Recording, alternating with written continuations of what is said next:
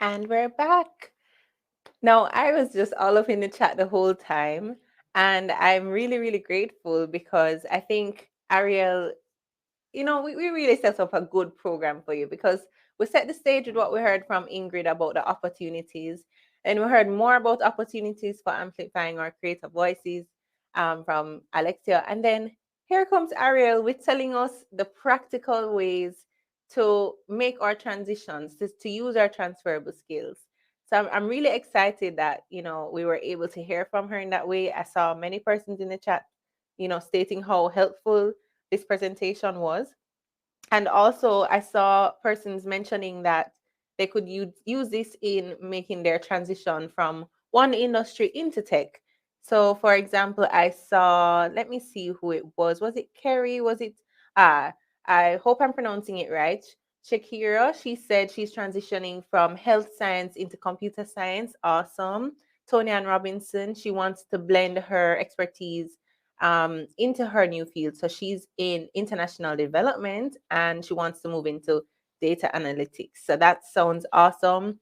I definitely think it's a good exercise. Of course, I saw some questions about having access to the presentation after. We'll share the content with you, and of course, you can go ahead and follow Ariel. I'm gonna bring on Ariel now, actually, because I'd love for her to answer some of your questions, and of course, share her social media information.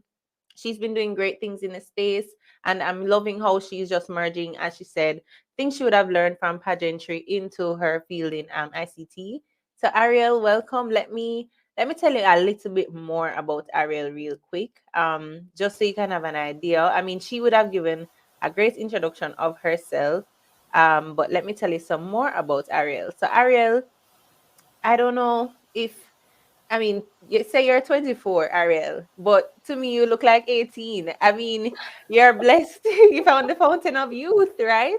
And Ariel, you are employed now as a business data analyst at Digital Group. Yes. Awesome. How long have you been with Digital on in that role?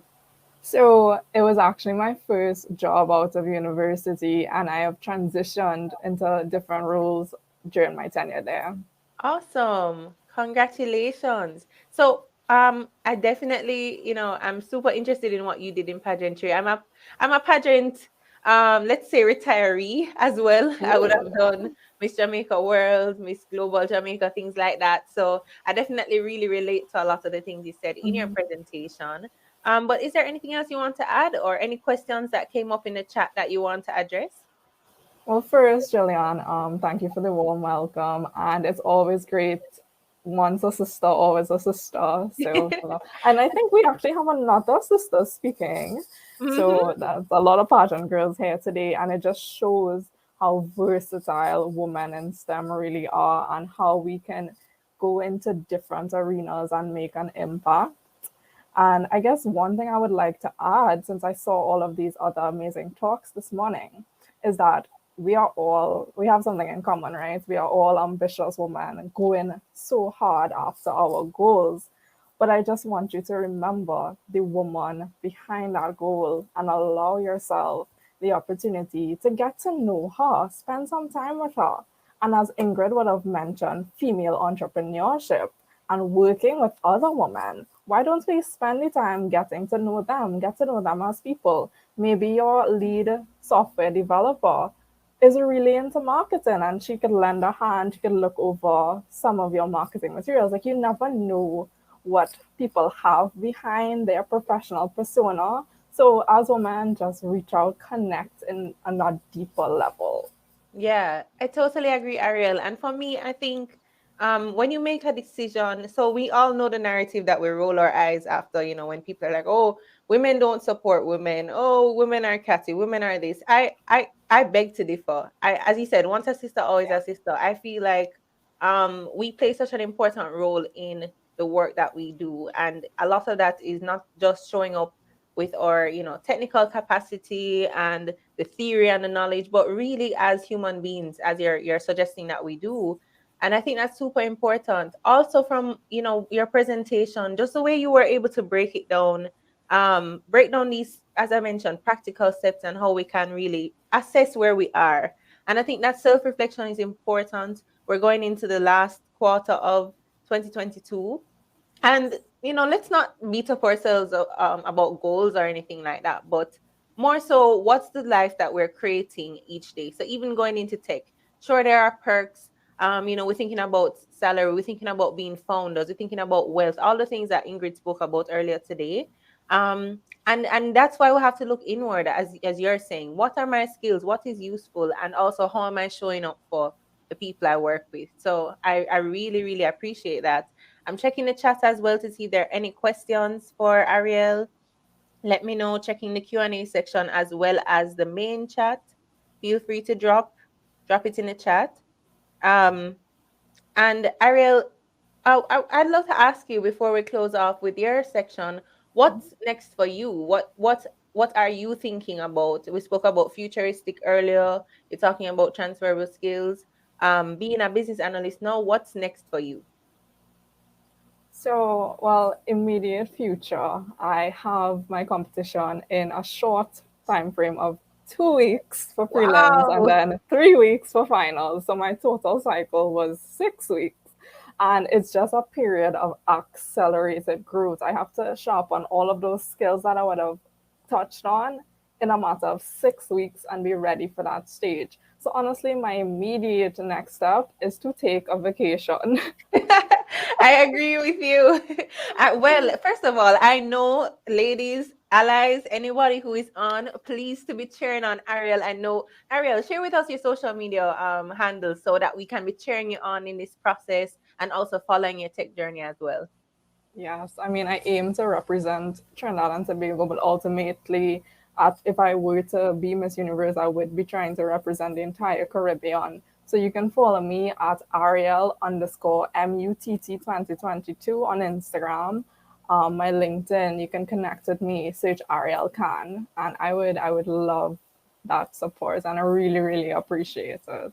Awesome. Well, Ariel, on behalf of the audience, on behalf of Women in Tech Caribbean, we are bigging you up. I am bigging you up, and I know you're going to do great things one step at a time. And, we can't wait to see what happens next with you. Thank you, Jillian. Thank you, Thanks, everyone in chat. everyone. Thanks so much, Ariel. Well, I'm sure you guys enjoyed it. Let's give Ariel a round of applause again in the chat. Remember to follow her on social media. We can drop her handle in the chat again so that you are able to keep up with her happenings, cheer her on with her big competition in 2 weeks, and of course, connect with her. As she mentioned, she's open to LinkedIn connections as well. So feel free to do that. I will also now go into, remember earlier I mentioned a little sweetener, a little something, something. Well, let us get right into that. I have giveaway number one. And this one is a bit of a trivia question. Maybe you'll know it, maybe you'll search, who knows? Maybe you'll be using your digital tools. But for this question, this trivia question, you have a chance of winning a $50 Amazon gift card. And I really, really want you to try and go for it because why not? There's more to come as well. So here's the question. When was Women in Tech Caribbean founded and by who? When was Women in Tech Caribbean founded and by who? Drop your answers in the chat. First correct response is the winner. So please to look let me see. I'm looking out for the answers. Looking out for the answers on that one. I'll repeat. When was Women in Tech Caribbean founded and by who? All right. Awesome. So I hope you are enjoying the conference so far. I mean, I don't know about you, but I am just feeling so happy to be connecting with so many Caribbean women. Like, with the advent of technology, yes, that was always there, but now when we're in this remote space, we know all the challenges in the world and the things that we've been dealing with, but there is still opportunity. If there's a gap in anything, that means there's an opportunity. So I'm really happy we're connecting. Remember to share you can also share your handle, share your information in the chat so that you guys can follow each other. It's a community here, as well as Janica mentioned earlier, if you have not signed up for Women in Tech Caribbean, in terms of being a part of our Slack community, you can feel free to do so by visiting womenintechcaribbean.com. So yeah, really, really, really happy to have everybody on today. And our next presentation. So we've heard quite a bit so far, right? Let me just do a recap. We've heard how to future-proof the Caribbean through tech entrepreneurship and investments. That was from Ingrid. Then Alexia came and spoke about how we can amplify Caribbean creators to brands in Web3 and beyond. She spoke about NFTs as well. And then we had Ariel just come and share how lessons learned from beauty pageants can help you prepare for a career in ICT. So we really covered a full gamut of things, but we have so much more still. And now I'd like to go ahead and introduce you to our next speaker and to the topic she'll be speaking on. All right, so let me tell you who that is. Ready? Tell me if you're ready. Type ready in the chat. I want to know that you're with me. It's still early in the morning, but I want to know that you're with me. You could be lying down in your bed. You're there making breakfast for the kids. I don't know, but tell me that you're ready in the chat. Also looking for the answers to the giveaways. I hope you guys are trying to find it, or you've put it in. I seen an answer from Tonian. Is she correct? Who knows? Try your luck. All right, I'm seeing the messages saying we're ready, we're ready, we're ready. Okay, awesome. All right, so our next speaker will be speaking about the 5 ways to build a better Caribbean through cultural commerce. This speaker is Kemoy Kayan, and she will be speaking a lot about, you know, the funds, the money side of things. Because we create and we consume, but there's commerce in all of that. So I would like to welcome her. And let me tell you about Kemoy. So Kemoy says she wakes up every day thinking about what her daily actions can contribute to the economic development of the Caribbean. That's a big deal. That's a big thing to wake up with, right? But she is really great at training executives, e-commerce, and retail teams on how to solve complex consumer problems and experiences to drive sales and brand loyalty. And I think every business needs this, especially tech, where we'll be consuming all these digital products, right? In 2018, she began working with Caribbean owned startups to develop an omni-channel client experience strategy to grow a repeat customer base in the United States. So she's thinking global. She's been leveraging her 15 years of retail leadership experience, and she's worked with brands that I love. You ready for them? International, Kemoy say international. Sephora, Bath and Body Works, Macy's, Victoria's Secret. Hold on. Pause for a cause. And I hear that? No, man. Her resume is long and it is full. And in addition to working with these global brands, she has completed her degrees in fashion merchandise management and cosmetics and fragrance marketing. So she's right there, beauty industry queen. Here she is. She's empowering brands such as Jamaica International Beauty Expo, Carib Shopper, Papa Rosier, the Global Accelerator Club, that's Nicole McLaren Campbell, if you're familiar, and folk beauty to leverage their brand's cultural influence to connect with their target customer, the Caribbean diaspora, because we know Caribbean people are everywhere. Cultural ties in the Caribbean, but live outside, you're still at home in the Caribbean. And that is why Kemoy is here to speak about cultural commerce. Welcome, Kemoy.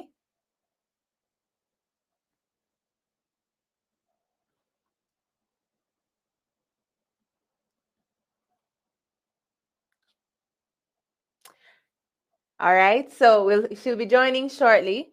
And I also want to introduce you to the person who will be interviewing Kemoy, because we're bringing variety, right? It's not just presentations. We're bringing you all the styles that you can imagine in delivering this information to you.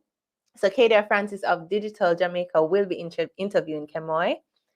If you are familiar with Kemoy or any of the work that she's doing, please drop in the chat. And are you familiar with any of the work that she's doing or the brands that I mentioned? Because that's a big deal, even if you think about it, there are so many United States creators and brand owners who don't get to work with these companies. So it's a really amazing feat that she's able to connect our Caribbean creators, our Caribbean companies with these global brands, these global entities, I think that deserves an applause. So I definitely am excited to hear from her.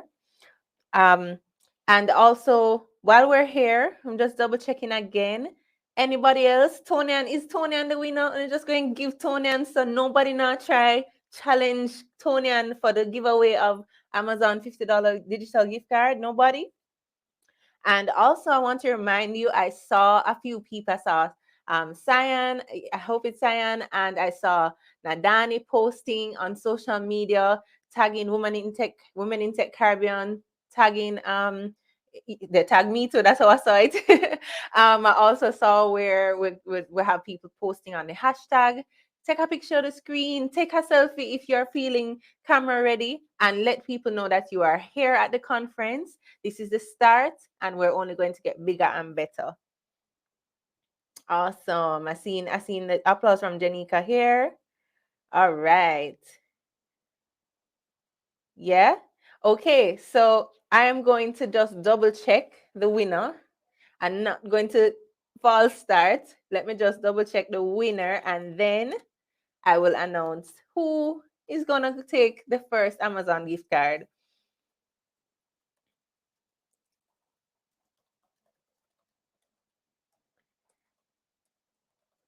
Awesome. People love the free. Tonian says people them no love the freeness at all. Don't it, Tonian? Tonian, you're Jamaican, right? Because let me see who else is on. Who else is on? I hope everybody is still tuned in. Let me see. I saw Kerry Richards earlier. Kerry has been very vibrant in the chat. Kerry, you probably will get the award for most vibrant audience member. Ingrid Superville is still here with us. Yes. Awesome. I'm hoping that you are really enjoying it. Tell me which one has been your favorite so far. Which presentation or presenter has been your favorite so far? Let me know in the chat.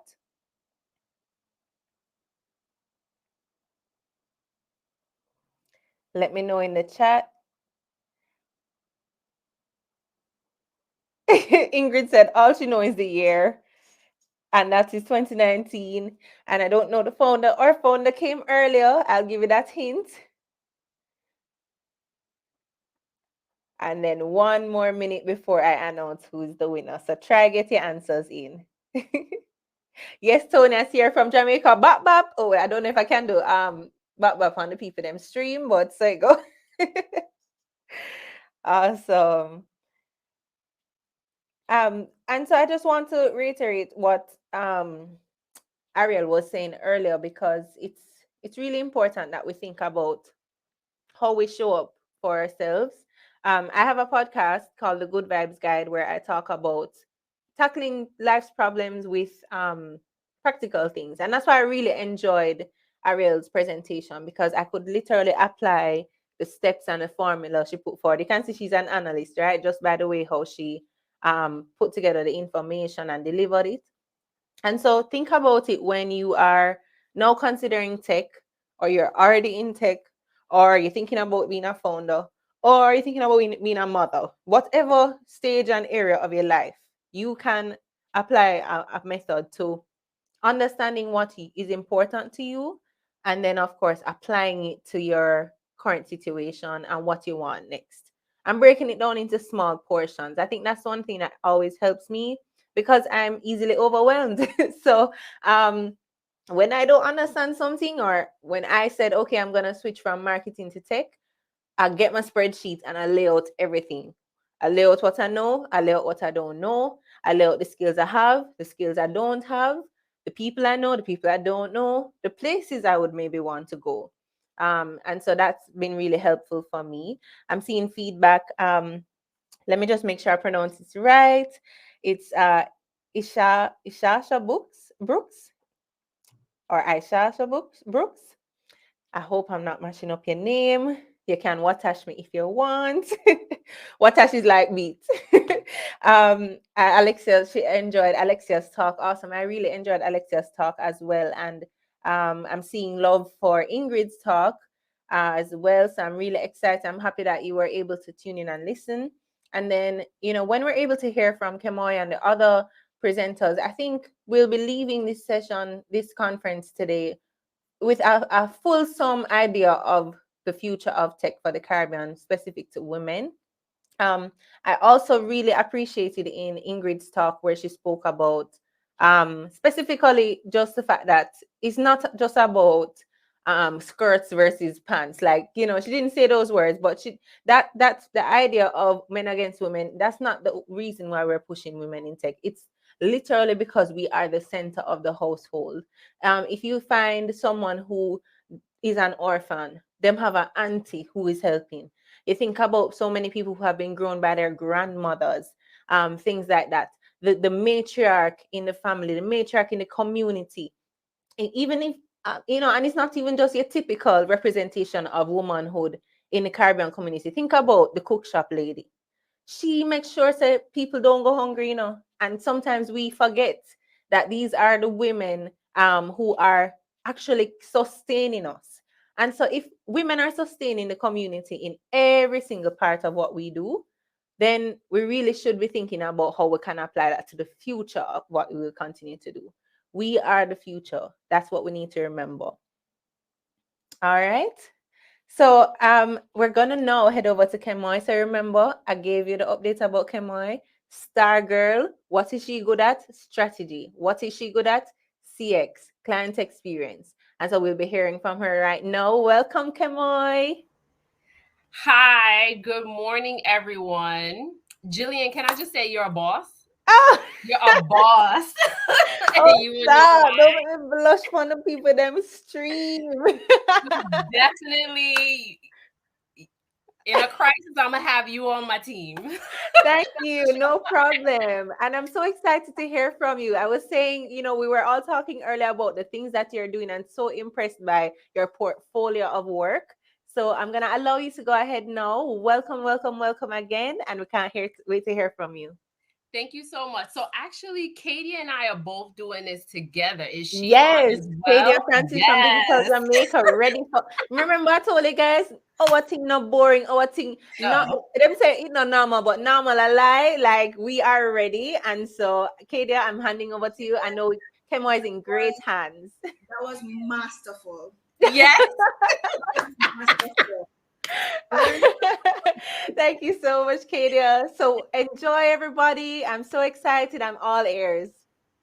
All right. Good morning, everyone. Good morning, Kemoy.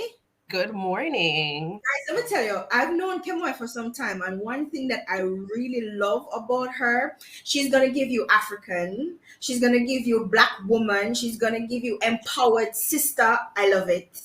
I absolutely love it. So, welcome, looking fabulous as usual. Um, Kemoy, and welcome you guys to the first inaugural Women in Tech Caribbean Conference. I've been enjoying the hell out of this morning. How's it been for you, Kemoy? It has been great, especially actually being in Jamaica. Unfortunately, we're not in the same place at the moment, but Yeah, to be in Jamaica to do this is my last day here until I go on the go back to New York. yeah. And then just hearing the different speakers and having Ingrid kick everything off, and What? she's somebody I admire, Yeah. and just everyone on the team. I'm excited to be here, especially as a person who is a non-techie in tech. So I really want to represent for more people like myself. Me and And I'm you. just happy to learn for like have this conversation that's so near and dear to my heart, and also engaging with the audience as well. This is interactive. This is a conversation. So any questions you have, please share in the chat. I've been writing, I've been taking notes, and I've been learning so much. We've had some fabulous presentations since morning, and we're hoping to continue the trend of fabulous presentations. So, as I said, guys, I've known Kemoy for some time. I consider her a top member of the Digital Jamaica community. And Kemoy, I know that you're always supporting local commerce, especially digital commerce. I know you're very active and engaged in the local community. And and when I saw that you were going to be giving a talk, I'm like, perfect. Perfect, because you're the perfect person to talk about it. Why? Because you don't live in Jamaica. You represent Jamaica, but you don't live in Jamaica. But you're somebody you're almost always here. And if you're not here physically, you're here in spirit and you're here in action. And that's very important. So let's kick off this conversation about cultural commerce. What does that even mean? So cultural commerce is it means celebrating your culture Yeah. through putting your money where your mouth is, which is what we discussed yesterday. It's about it's about voting with your dollars to build the vision and the life that you want to see. So every day we spend money on different products and services, but is it really helping you to live the life that you truly envision? So I know a lot of persons of the diaspora, they have all of these fond memories of home. They also may experience angst about different challenges that are back home. But Yeah. what are you actually doing while you're abroad or while you're here locally to change that? Yeah. And coming from a retail background, and just like Jillian said earlier, a lot of the brands I previously worked for, I interacted with a lot of Caribbean people all the time because they love these brands that I work for. Yes. So I decided 4 years ago, how can I leverage the skills and talents that I gained working with these brands and working with my favorite Caribbean people, and how can I build a better Caribbean through the skills that I have? We all like to spend money. We all like nice things. And then I was just like, well, I know there has to be there has to be amazing Caribbean brands that I can support. So I'm Yeah. helping create an income locally. I'm helping stimulate the economy. And it's also causing one less person to feel like they have to migrate to have a better life. So that's what cultural commerce is for me. It's about how we just leverage what we do every day naturally, but how do we build excitement and support around celebrating Caribbean owned brands. Caribbean. Right, Yes. because in the introduction, Jillian said that you're somebody who you wake up every day and you're thinking, what can I do to, further the economic development of the Caribbean? And somebody might be thinking that's a bit much, but think bigger. We have to think bigger, and we have to think how each of us as individuals can contribute. And one of the ways we can, and Ingrid talked about it this morning, is investing in the Caribbean. And by investing, guys, we're talking about money. We're always talking about money, right? Because that's how you're gonna help, especially small businesses. A lot of us are going online now looking for opportunities to create businesses in the online space, in the e-commerce space. How can we support those businesses? How can we use digital platforms to find and support those businesses? And that's something I know you do almost every day. So there's some intentionality behind how you go about finding and supporting. So if you're talking to a Caribbean business, what would you say to them as somebody who's in the diaspora space? How can they become more attractive? Because sometimes that's a problem, right? You have a little business set up, but your business is not formal. It's a little thing, yeah, little thing, yeah, also a little thing. And I know that's Jamaican. You're hustling, right? So it's an informal setup that you have. You're trying something, but you're not going through the formal routes and processes that legitimizes your business, so you can become more attractive. So as somebody who's in the diaspora space, what would you say to a small business in terms of some of the ways they can become more attractive to diaspora investments? I would say first and foremost is to build locally and think globally. Ooh, okay. And I know it's a big statement. So It can be.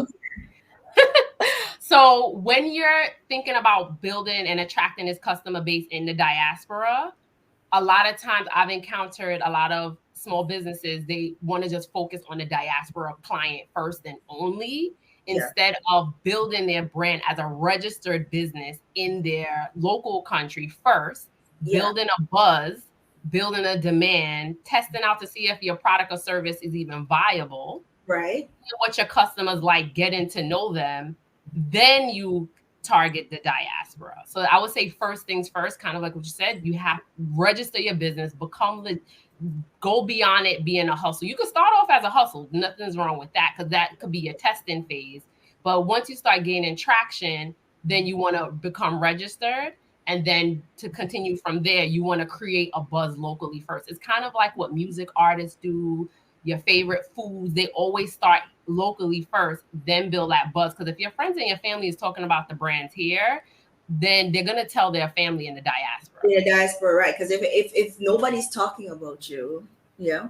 But part of that too, Kemoy, would you say, is being visible?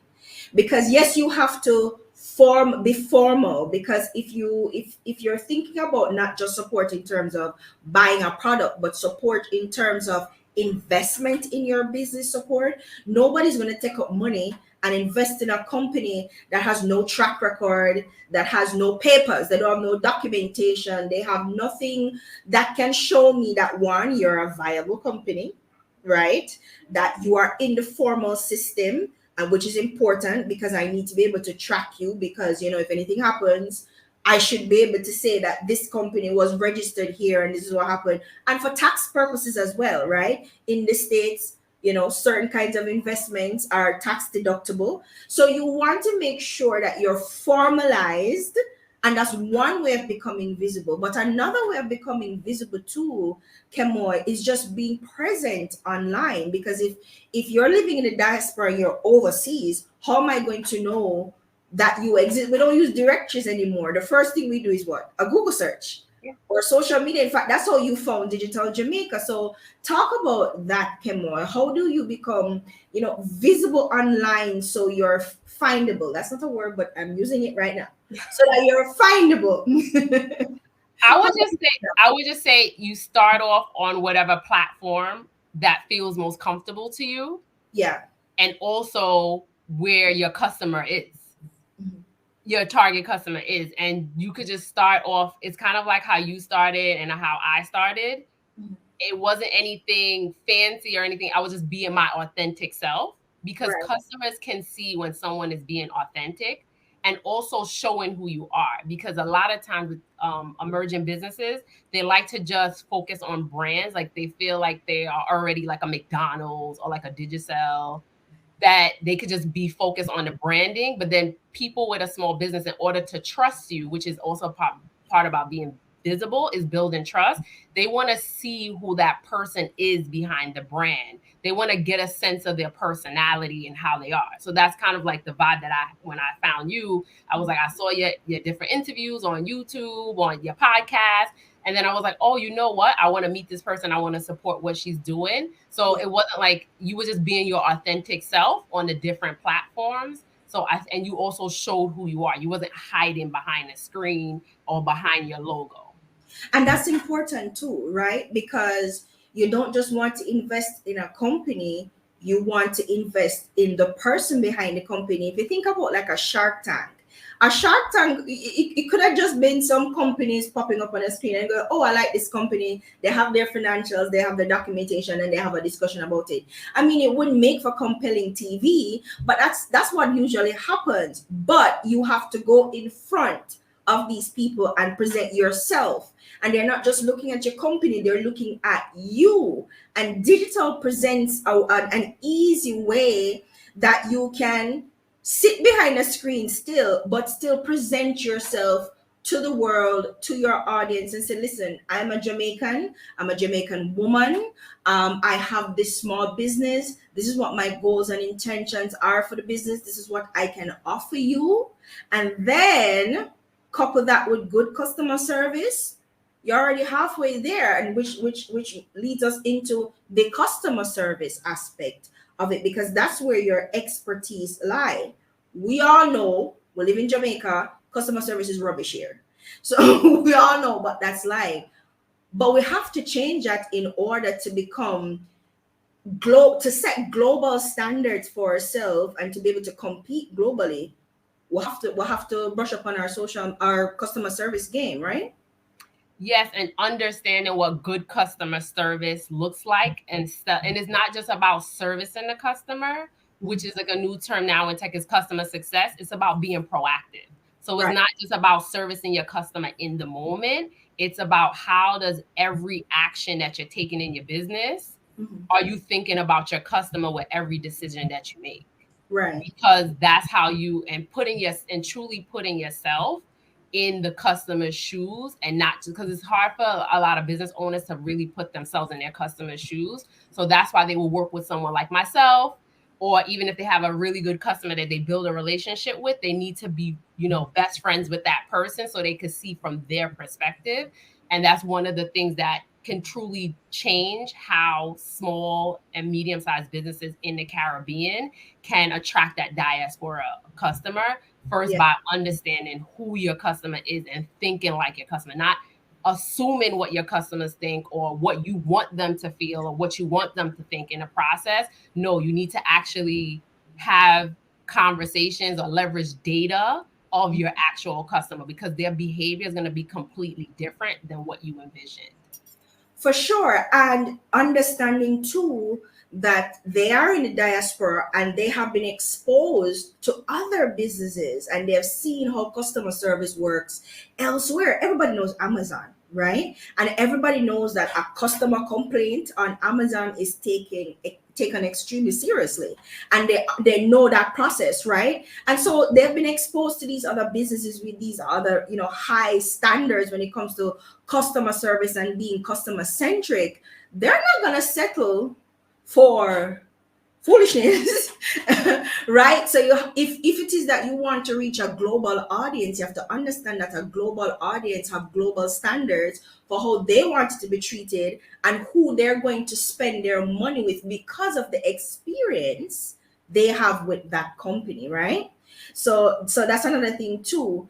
Another point, Kemoy, that I want to talk to you about is, and this also goes back to visibility, is so yeah, setting up a social media is great, and I tell my students all the time, digital is not social media. You've been my student, Kemoy, digital is not social media. Social media is one aspect of digital. So there's also being accessible to people who are not in the same space as you. So for instance, having an e-commerce space or setting up your website, and I see where you're talking about SEO. So tell us about how you can set up your e-commerce space. If you're selling a physical product, but even if you're selling a service, how do you set up your online site to be visible to the people, to not to be attractive and visible to the people you're trying to reach? So in the Caribbean, we have lots of local talent, people such as yourself, who are a go-to person to help. There's many different resources that can help you set up your e-commerce site. So, and also setting it up properly so people can find you on a Google search, which Yeah. is very important. So I would say start off by researching different organizations within your country that help small and emerging, small and medium-sized entrepreneurs. They always have a tech component, and they always have a consultant available that can help you get started. I know sometimes persons are a little bit afraid of the initial investment of it, but the diaspora, like you mentioned, is used to a certain standard. And like I mentioned before, in order to build that trust, they want to see that you have a website. They want to see that you take, if it's with the customers in the USD and US, that you take USD, that you have a return policy, that you have a way to be contacted if something goes wrong or if something goes well and they want to let you know. So all of these different functions your website can allow you to have. Also, your website will serve as a place where you get data about your customers that visit your site. And also, that's also another place where you could set up your mailing list. So you could build a mailing list, because it takes on average about 7 different touch points for a customer to interact with your brand before they actually make the decision to purchase. Yeah. So and that's important. Talking about ways to use digital to legitimize your business, and I say it all the time. If you're not online, does your business actually exist? And it's a serious question because we're in that digital space. One of the difficulties we have here, though, Kemoy, with online commerce is our banks not having the facilities to actually process online payments. But earlier Ingrid talked about Narda Ventura with Easy Pay. We also have WePays.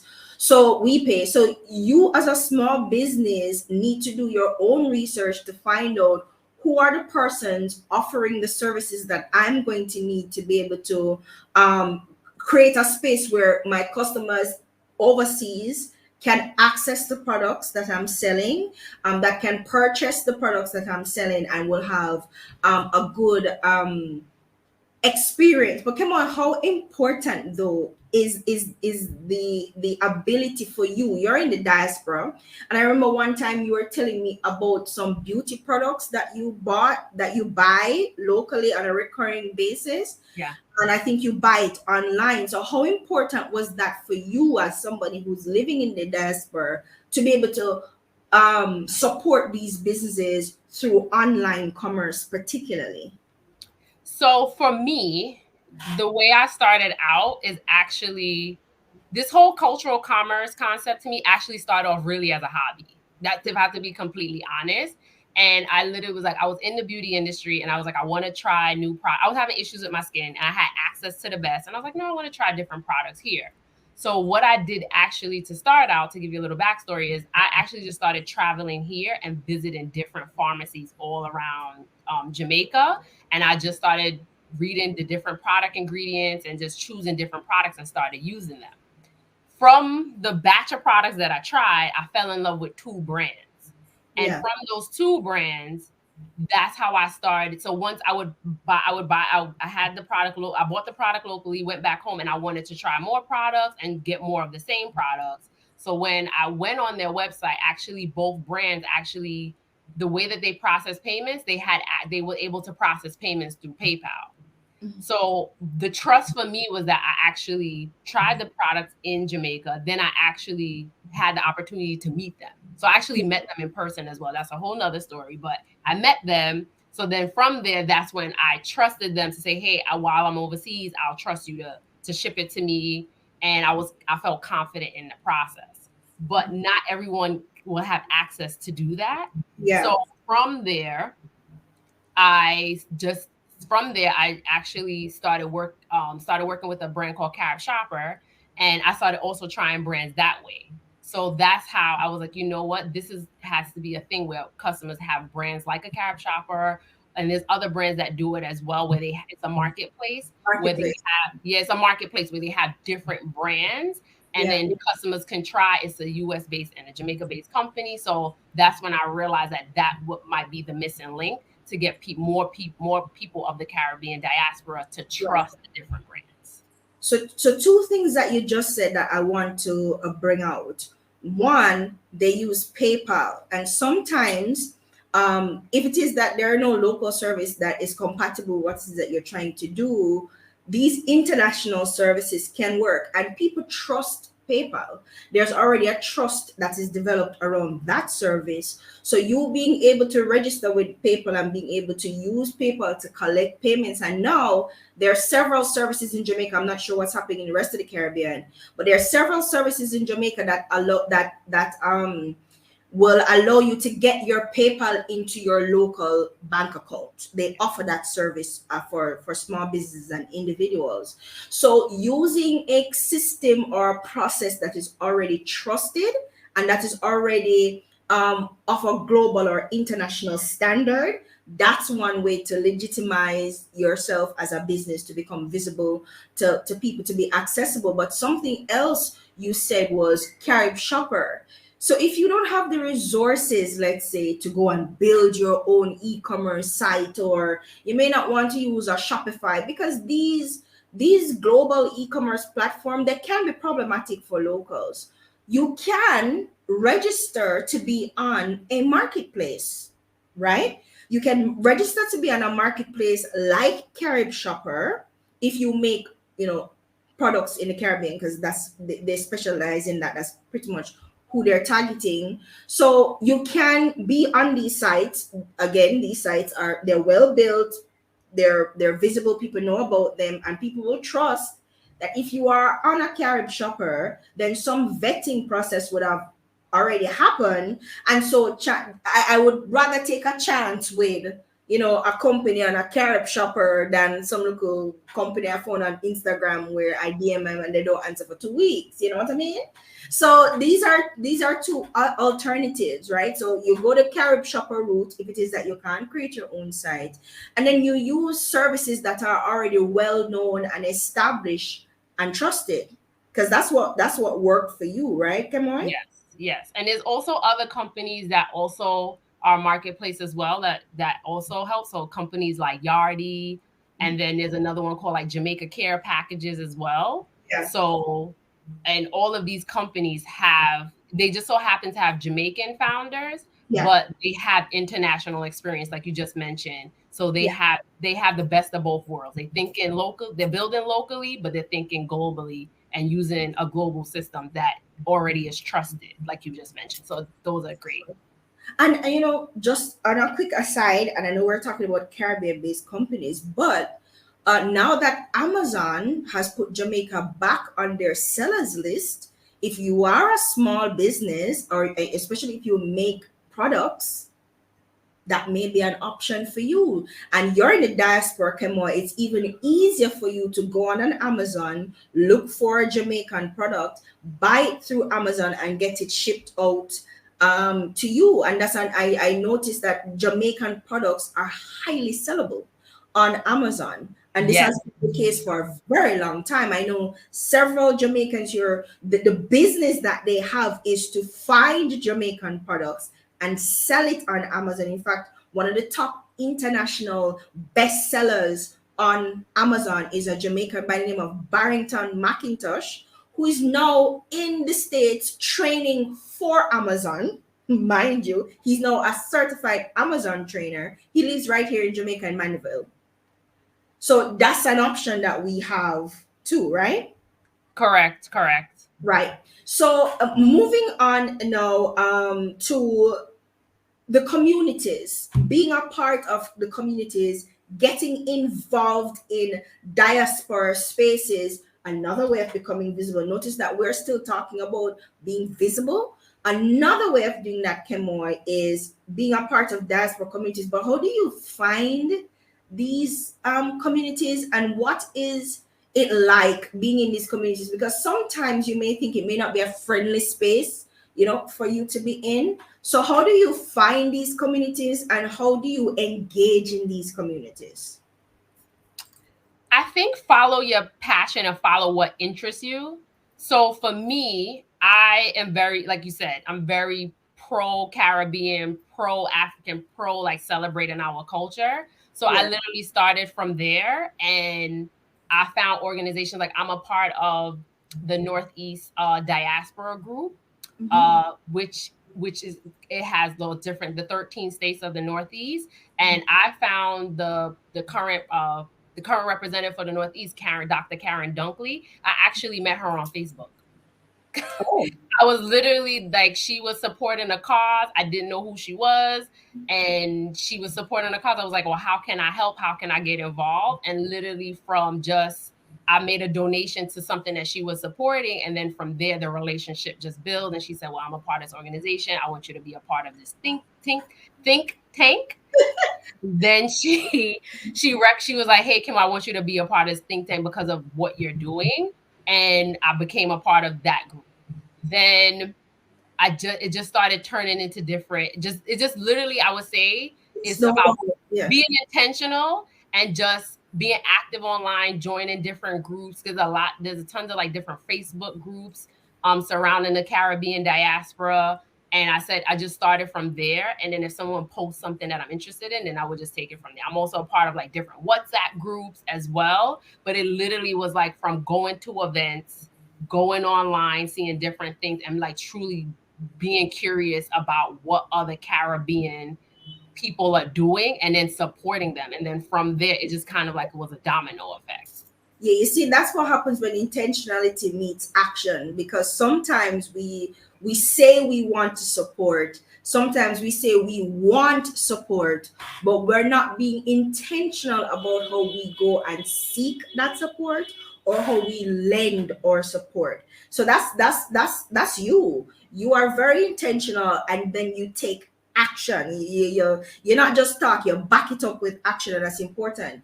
But you said something that I want to go back to, which is again using social media spaces to find these communities and get involved with these communities and just meet people, build relationships with people like you did with Karen Dunkley.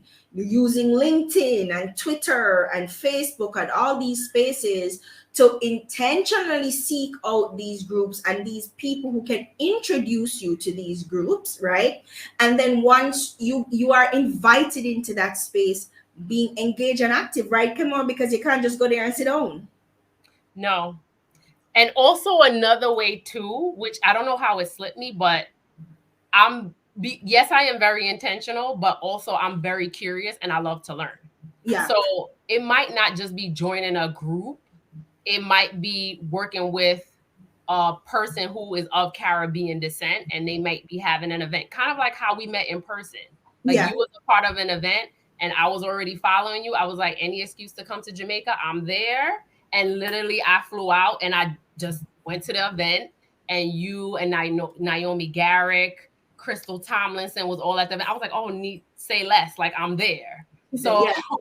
and that's also how I met Nicole McLaren Campbell when I was also did some work with her with the Goal Accelerator Club. It was just more of I liked the message of what she was doing. She was all about self-development. I joined the program and I met like amazing people of the diaspora in the program, including her. And then it was just like I said, a domino effect. Same way how I met Crystal Tomlinson. She had a program, genuinely curious, and then it just goes from there. And then you end up meeting people who are part of these different ecosystems that Yeah. want to build a better Caribbean. And it's like I'm networking, but I'm not, because I'm following my passion and it's just happening. So that's also another way too, is just being curious and investing in these creators who look like us and learning from them. It doesn't always have to be someone of international present Right. as your person that you go to learn from. We can learn from each other. So you hear that, guys. So that's the intentionality and that's the action. She's curious. She wants to invest. She's curious about investing. You're looking for who are the people in the system that are talking the things and doing the things and that I want to associate myself with. And then how do I engage them? But they have to be in the space to be visible to her, right? And they have to be engaging as well. So it's about reciprocity. You're engaging and you are then reciprocating that engagement, and it's an exchange that we're having. So if you're a small business in the Caribbean who want to become visible, find the spaces, engage in the spaces, become visible in the spaces. And if you are in the diaspora, you want to support, same. Find the spaces, become visible in the spaces, and then take action in those spaces. Excellent, excellent. And I wanted to add one more thing, Kadia. Yeah, And what I noticed with a lot of Caribbean businesses is like people want to network, but they want to just get something. Kind of like what you just said. I never go in any situation with the intention to get something. I see first how can I support what they're doing, and is it in alignment? yeah. Yes, it's in alignment. Yeah, Yes. you don't just go. You don't. Of course, guys. Of But course. some people do that. It happens all the time. And it's natural though. It's natural for you to think, what can I get out of this? But that can't be your approach. Of course, that's in the back of your mind because nobody have time for just to sit down and do a thing for do a thing's sake. It's in the back of your mind. What can I actually get out of this space? But the secret is to get out of that space, you have to put into the space, right? So you have to put into the relationship, you have to put into the community, you have to engage, offer your expertise, all of those things happen, and that is what makes the experience valuable, and it enriches that space and that community, right? So everybody's going in thinking about what can I get out of this. But if everybody's just doing that, ain't nobody gonna get nothing, right? But if we're all enriching the space, adding value to the space, then the community, the space becomes more valuable to everybody, right? Right. For sure, and that's the power of relationship building. So that's what Caribbean businesses can do. They can become more visible, set up their online spaces so that they can be seen, that they can be found, build relationships, make sure that their customer service is on par, use trusted and established services, be accessible, all that good stuff. But what can people in the diaspora do? So say I'm a business and I'm doing all this. I'm doing all the things, right? What should somebody in the diaspora do? What are some of the what would you advise them to do to reciprocate what I'm trying to do, to support what I'm trying to do, to help me grow my business? I would say first and foremost, Mhm. not just so make sure you're intentional every day Yeah. about embracing your Caribbeanness. I don't think that's a word, but Will it's you not today? even if you migrated, Yeah. don't just kind of celebrate your Caribbeanness at home. It needs to be a part of you. Kind of like what you said about me when we first started this discussion. Mhm. When people see me, they know I'm first generation. I was not born in Jamaica. I missed it by 2.5 weeks. So my mother left 2.5 weeks, and I was born in the U.S. So when it kind of makes me feel good, and I know I'm doing the right thing when people see me, and despite me not having an accent, that people know what I stand for and what I'm celebrating every time they see me. Yeah. So I think that's something that maybe it might be different for different persons, but I literally commit to using as much Caribbean products on a daily basis. And I think, and making sure that who I purchase them from Mhm. is someone that's of this culture is so important. I think that's what the diaspora, so I know a lot of times with the diaspora, we party, we visit back home, and then we just pack up and go back to the diaspora. And then we just wait until we get to go back home again. But I think it's about being on a daily basis, being conscious. And even if we live in certain areas like either New York, Florida, the UK, London, Amsterdam, where there's huge Caribbean populations, we always crave a piece of home. Yeah. So, but a lot of the times we're buying these products and services from people who are not a part of the culture, but they Mhm. see it as a opportunity for money, Yeah. making money, but they're not contributing back to the culture. They're satisfying a temporary need with where they're connecting us with something that we want from home. But then we have to think, yes, we're buying it from this person, but how is it impacting back home? Is it making our home better? Because we also need, like, what if wherever you decided to migrate doesn't work out?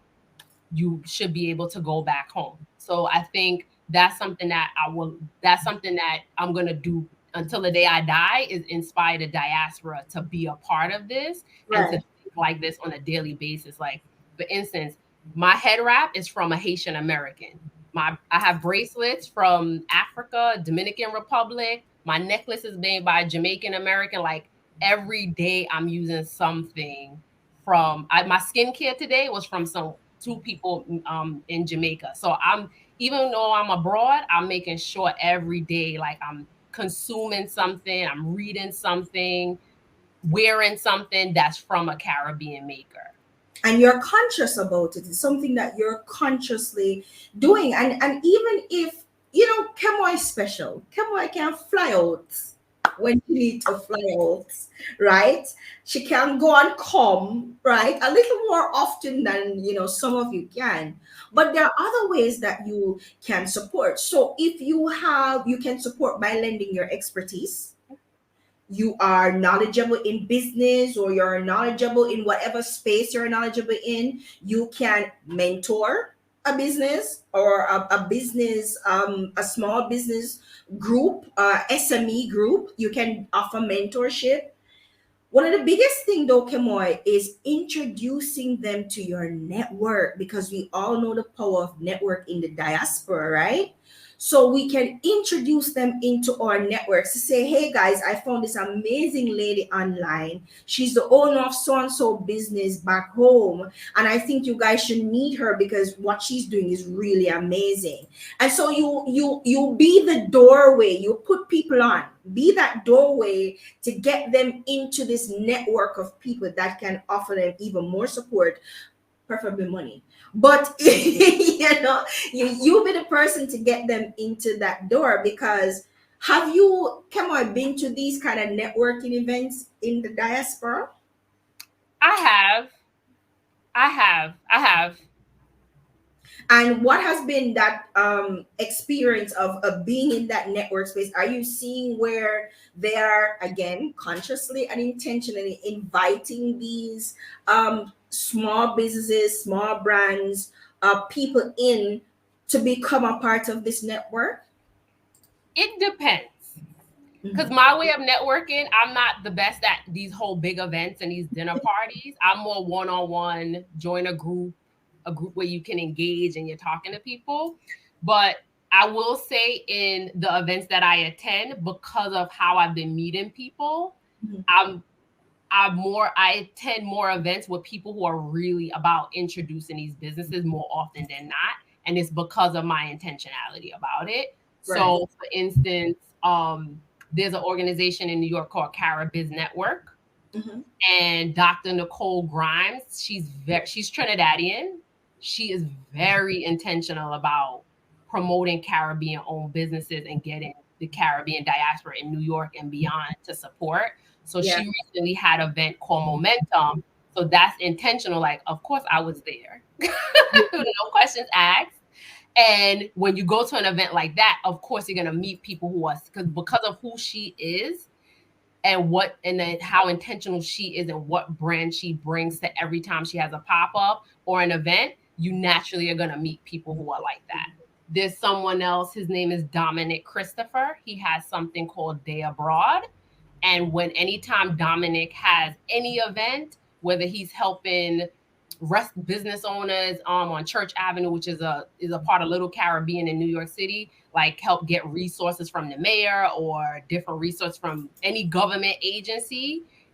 When you go to an event, he's at where he is, he's naturally like, hey, Kemoy, you need to meet this person. Like he literally, or he's like, Kemoy, do you know of someone who could be a part of this? So literally, there are different entities that do that, and I would say the people that I know and the people I'm getting to know are literally a part of that as well. Yeah. Um, so yeah, so I would say yes, it's a small group because also as much as I love us and the Caribbean diaspora, sometimes it's a little bit Mm, challenging. it can be. Yeah, yeah. And it can be, sometimes it can be an unfriendly space, which is why we were talking about, what you can do as a business. And some of the things that we left out, Kemoy, is, get involved in some of these diaspora accelerator programs, because there are several diaspora accelerator programs for businesses. But one thing I want to talk to you about, we're wrapping up now, guys, and one thing I wanted to talk about, um what do why is it important, let me just say, for businesses to get into, for me, say I have an idea for a business, why is it important for me to get into a business space that is already attractive or viable? Because we tend to do this thing in Jamaica, I'm not sure how it goes in the rest of the Caribbean, where we see somebody doing a particular business come on. We see somebody doing a beauty business, and we're going, oh, that business looks like it's popping. Look, it looks like it's going well.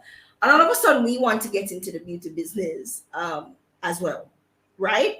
And so we're repeating. All of us are pretty much doing the exact same thing or similar things. There's not a lot of diversity happening, and some of these businesses are just, okay, they're not in industries or in sectors that are even investable. You know what I mean? So how important is it for you to really sit down and think through, okay, which sector do I want to be a part of? Or which sector is the focus of the diaspora community then? How can I get into the spaces that I think they would be interested in terms of putting their money, in terms of investing? Tech is the sexy sector now, but why is that important, Kemoy? You mean why is it important to be a part of these diaspora groups? No, why is it important for us to get in to build businesses in sectors that are attractive to diaspora groups? It's important because it's about being focused on meeting a need. Like your product or service is not just something that you sell because you can or Yeah, because you have access to make or build a product. Your product first and foremost needs to solve a problem, yeah, and there has to be a demand for it. So whatever product you decide to create, you have to understand what are the needs of this consumer group if that's who you want to attract. So that's why it's important, because if you're building a business, your goal is to make money and to have reoccurring revenue, and especially from repeat sales. So a yeah, lot of persons are like, oh, I want to just get that one sale, and then you have to keep chasing to getting that one sale. But anyone who sells products know your biggest chunk of your business is always going to come from your repeat. So that's how you know you have a great product. If yeah, you just have a person who just buys once and they just keep buying, it's draining to keep having to attract all those people. Like think about KFC. KFC has reoccurring people. They may make money from new persons, yes, but most of their money is made because people love their product and they keep going again and using it sales. again. So I think I know that that's something that Caribbean owned business owners need to think of as well when they're building their product or service Yeah. and serving a diaspora. And there are so many untapped areas too that we are not getting into because maybe it's a lack of knowledge, which is why research is so important. And also I think it's fair. I think there's an element of fair there. There's an element of, oh, that's we can't do that, I'm not going to go into that space because it's not a traditional space, or it's a little bit unfamiliar, so we're afraid to go out there and jump into these unconventional, untraditional spaces. Um and sometimes those spaces is where the money is at. Yes, because people have to be comfortable with being uncomfortable and also setting yourself apart. Like when I come to conferences in Jamaica, I'm already setting myself apart because one, when I open my mouth, people are like, oh, wait, is she American? Is she Jamaican? They can't, well, obviously you can tell I'm American, but then they try to figure out, well, what's my ties here? And I Yeah, instantly stand out because normally I'm the only person who's first generation at these events. It's yeah, usually, and also it also happens too at these diaspora groups. A lot of the people in diaspora groups are not first and second generation like myself. They're actually persons who were born and they migrated. So then expat. that's also something that's very important in terms of focusing on the diaspora, the persons who migrate, are responsible to make sure that they carry the traditions of our culture to persons like myself so it can continue and it doesn't just stop with the person who migrates. So even when people are creating products or services, you also want to keep in mind there's first and second generation persons as well, because once that person, transitions, who's going to be spending your money? Like you want to keep and it's also to keeping the cultural tie strong. So it's not just about the money, which is important, but it's about how do we keep our culture strong. And that's something that, as someone who's in the diaspora, I find that it's a struggle to keep the culture alive with the first and the second generations. And that's why I know cultural commerce is a way to bridge that gap.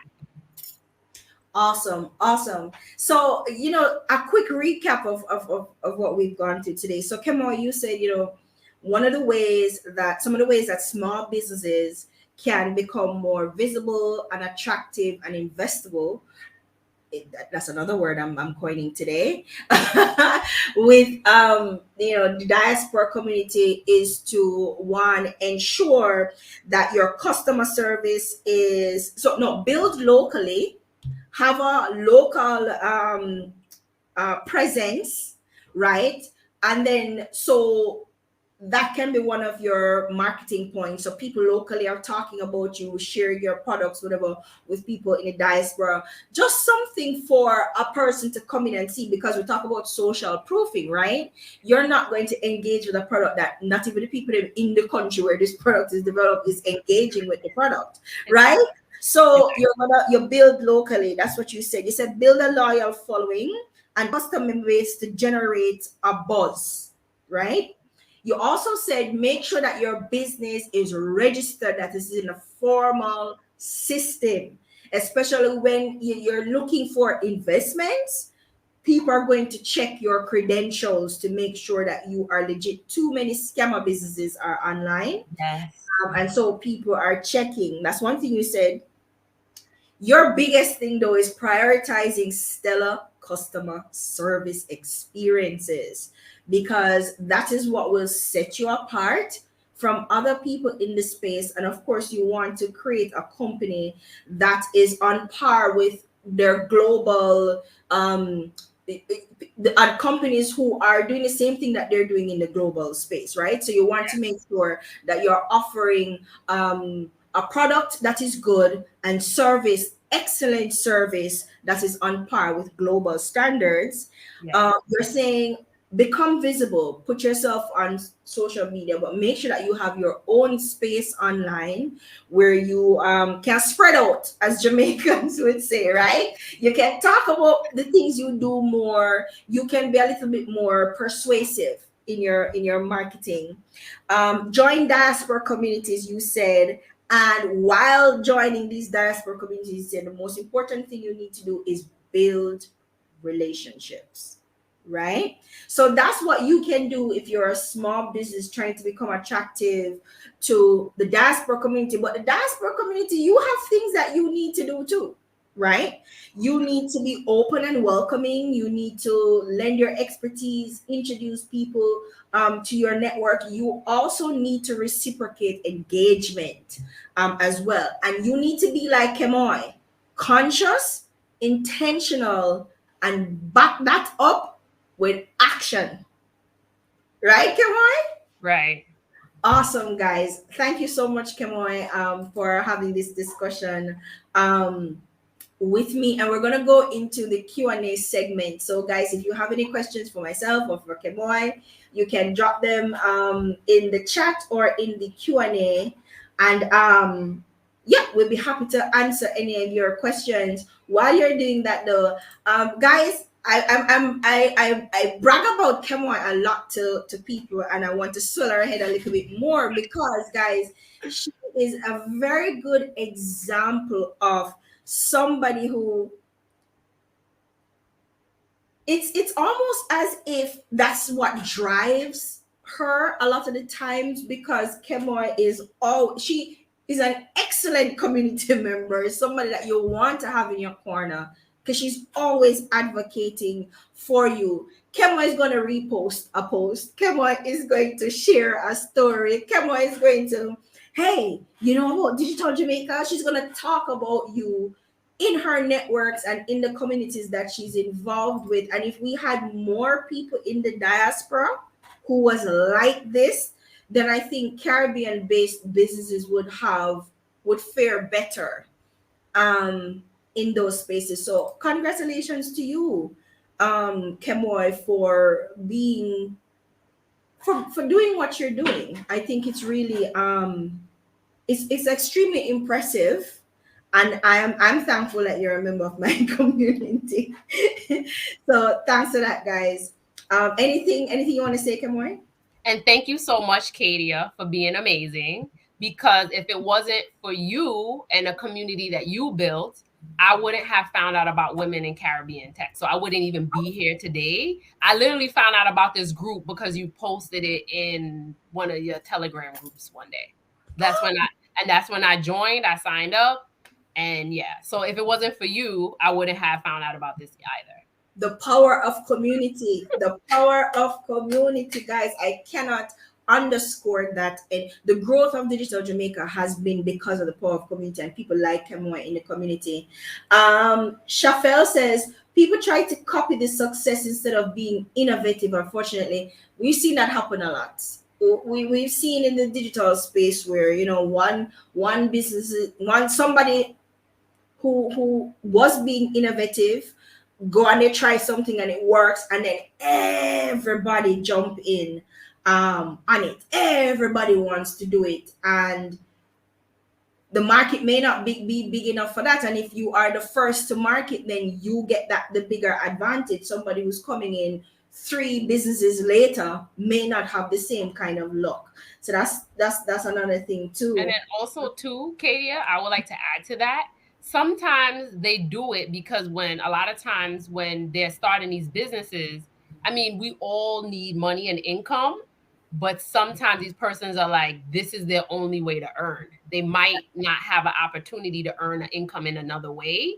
And sometimes it's out of instead of really thinking long term about their goals of their business, they're like, you know what, I need to eat today. Hustle. So sometimes it's not even like, it's like kind of like they want to build something long term, but then they're like at the same time they need to eat today. So sometimes that's kind of why they tend to copycat businesses that work. Yeah, and we need to. I don't have a problem with hustle, because you know, you talk about hustling and people go, there's nothing wrong with hustling. There's nothing wrong with hustling, but if you are serious about business, then you need to move from just hustling, because hustling, the connotation around hustling is that it's a short term kind of thing. You know, you want to hustle a little thing for today. When you're thinking business, you're thinking more long term, you're thinking more sustainability, you're thinking about embedding yourself in a space and building from that. You're thinking about providing opportunities not just for yourself but for others, right? You don't necessarily think about these things when you're just thinking about hustling, because hustling is inherently a selfish activity, and there's nothing wrong with that. But I want us to break out of just being hustlers to being conscious business people who are taking steps to legitimize our business, to make our business become more investable, to make our business more visible, and to use our business to provide opportunities for economic growth for other people, Yeah. right? So not just to be a hustler. And It's to be a conscious consumer. The there you consume go. you have, so it's like you may not have, I don't know, whatever. Let's say you don't have $1 million USD to invest in a business, or $500,000 or $250,000. But every day you spend money, every day you're pumping money into someone's economy. So Yeah, that's where this concept came to me, because I'm just like, for someone, if you just want to start, it's just be like, okay, so you may like to use jerk seasoning or whatever sauce is native to your island. How can you make sure you specifically are purchasing from a Caribbean owner? Maybe you know someone in your neighborhood, or maybe someone that you have access to where you are abroad that is a person of Caribbean descent, and they have something that you like. How can you be more intentional? It might be $10, $20 USD, whatever it is. Like every time you spend any amount of money with another Caribbean maker, you are building a better Caribbean. You're celebrating your culture in that way. And it's just about taking these little steps. So I know in this talk, we were specifically talking about businesses back home, but if you have to start with something that's local with a Caribbean person in wherever you are in the diaspora, start there, because the exactly. more you do it, the more you're going to start thinking about, well, how can I do it back in my island? Because all of these small steps is going to make a difference. Sure. And guys, you know, if it's even, again, we're not all jet setters like Kemoy, but if you can, you see that, you know, there's an event, buy some tickets. The tickets are not usually expensive. Buy some tickets, give away some tickets to people in the local network, in your network in Jamaica.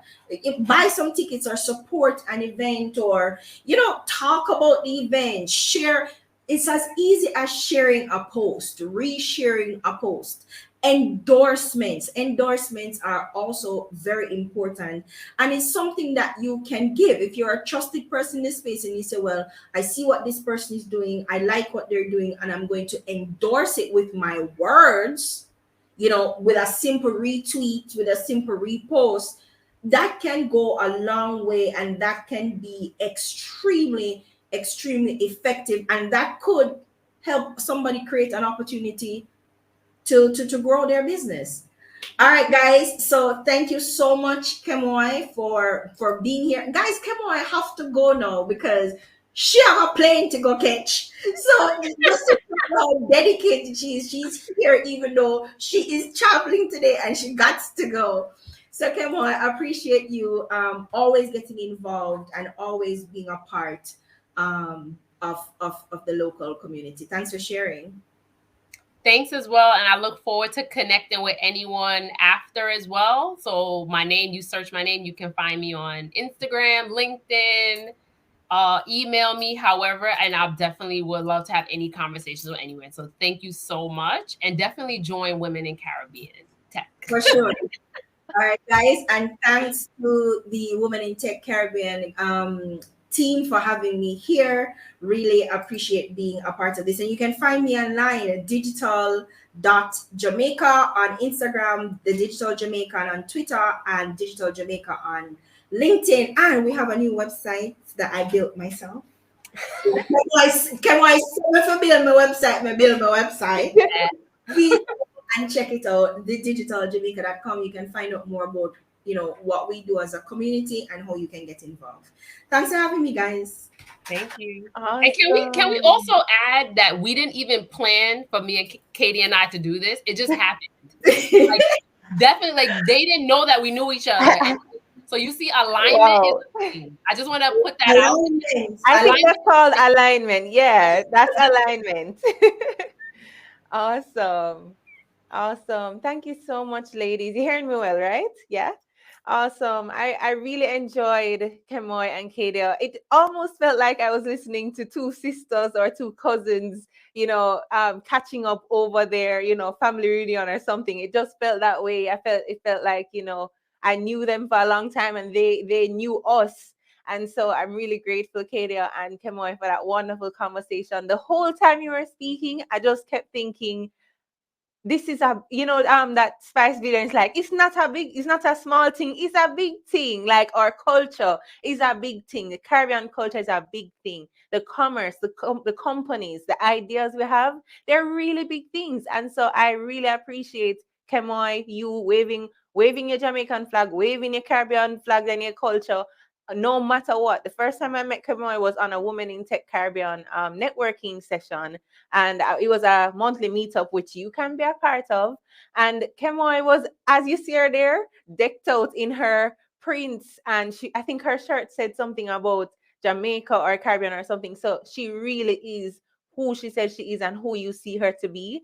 And I'm just, sometimes I hear Kemoy and I'm like, whoa, if Kemoy is waving our flag like this, I need to do a better job because she's so far away, but she's still in our culture and supporting our people. So Kemoy, great job. I'm so grateful to you. Kadia, thank you so much for leading that wonderful conversation.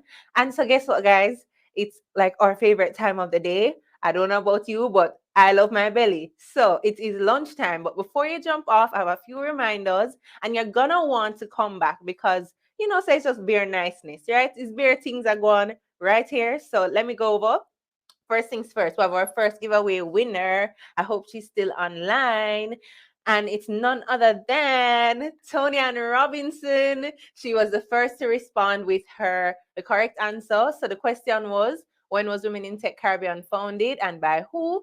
And she answered correctly, 2019, and founded by our lovely founder, Janika, who spoke to us earlier today. So congratulations, Tony-Ann. We'll be contacting you so you can get your prize. And don't bother try rob Tony. It's just $50. It's not 500. It's not 5,000. All right. So I'm really, really happy for you, Tony-Ann, and you're gonna enjoy it. Hopefully, you can put something towards it and buy something very nice for yourself. So congrats. Next up. So we would have gone over quite a few things that happened earlier today, but one of the things we have to remember is This is showing us just how wide and expansive tech is, and how you do have a place here. It's not, it doesn't have to look any one way. I think that's probably the biggest thing I've gotten from all the speakers so far. They are doing tech, they're working in tech in their own ways, and so can you. So I think that's really important. I want to remind you, you may have seen it, sorry, on the agenda on Instagram or on Hopping, but we do have a networking session happening during the lunch hour. So I'm gonna invite Janika to talk about it a bit, but before she comes on, I just have a few other reminders. This is why you want to come to the next session rather after lunch. We're going to be talking about scaling up your business. So a while ago we spoke about your ideas and that cultural commerce matters, right? So scaling up your business is what we're going to talk about. We're also going to talk about data and even more opportunities in tech, and something that's super important to me, and I think super important to us as Caribbean people, right? We talk a lot about infrastructure and how tech can be used in different parts of life. It's not just about selling. It's not just about making corporate companies more efficient. Is not that alone. We can also apply it to many social issues or infrastructural issues, for example, waste management. And this is very important because even this morning, on a Friday, my garbage truck's supposed to come. Garbage truck don't come. Where can technology be used in that? When we think about the waste management of hotels. So I'm gonna be really looking forward to that talk. So these are some of the topics coming up. We'd love to hear your feedback on what we would have discussed so far. So we're actually gonna drop in the chat our survey link for the morning session. And the survey link, I say I love the niceness, I love the sweetness. So at random, you don't have to be the first person to complete the survey. At random, we will choose one person who has completed the survey, and you will also win a $50 Amazon gift card. So please to go ahead and complete the survey. You should be seeing the link in the chat shortly. Our team is gonna go ahead and share that with you, so you're able to go ahead and give us your feedback. So just before we close, I hand over to Janiko so she can tell you a little more about our networking session. Just before Janika joins, I want to tell you just who is making this possible again. I want to remind you the wonderful companies you're seeing behind me, the wonderful setup you're seeing right now for our live stream.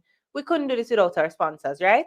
So we just want to big up GSD, Capspire, Impact with Visual Tech, and our partners, Caribbean Women Hack, Digital Jamaica, Kadia just spoke, Women Tech Makers, and Coding Black Females. So grateful for your support. So I'll now invite Janika to give a quick overview of the networking session. You should be seeing the information in the chat shortly. And so we can get to do that, as well as take a little break, because we've heard a lot. And we want to make sure you're drinking your water and staying hydrated, especially in these summer months, right? So let me just check in on Janika. You should also see the survey link. Jody would have just shared it at 12:01. So it should be a Google Forms link, and you can go ahead and enter your feedback. And remember, you have a chance to win a $50 Amazon gift card. All right, so we're gonna just head over.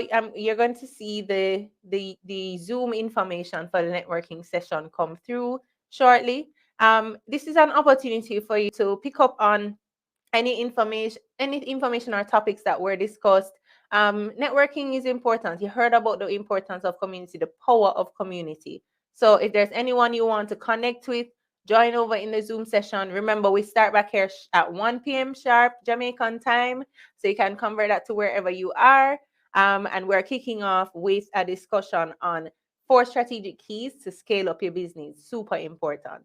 So that's it for now, everybody. Remember to complete the survey for your chance to win. The Zoom information is now in the chat from Janika. Oh, and here she is. Awesome. Hope I didn't catch you off guard. No, I stay ready. Yeah. You see, it's a reason. What I told you at the start of the conference, guys. She's a good girl. I never lie. All right, Janika. Yeah, so sure. Just dropping in. I hope everybody had a great morning. Really heard some really insightful points from all the different speakers. But as I keep stressing, networking is like one of my favorite parts about conferences. And so I just dropped a link in the chat. You should see it. It's actually a Zoom link.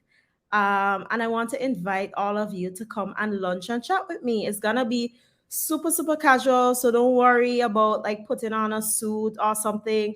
Like let's just drop in, hang out, eat lunch together. I think my mom made some callaloo soup, so I'm gonna be eating that as What? You well. living life, man. So I mean, no place like home. So come join me. Let's chat. Let's get to know each other. I'm looking forward to meeting some new people as well. So click the link in the chat. We're gonna start in half an hour. So we're gonna give you everybody a time to have a little breather, do a little bathroom break. But yeah, join me at 1:30, which is in half an hour, depending on where you are.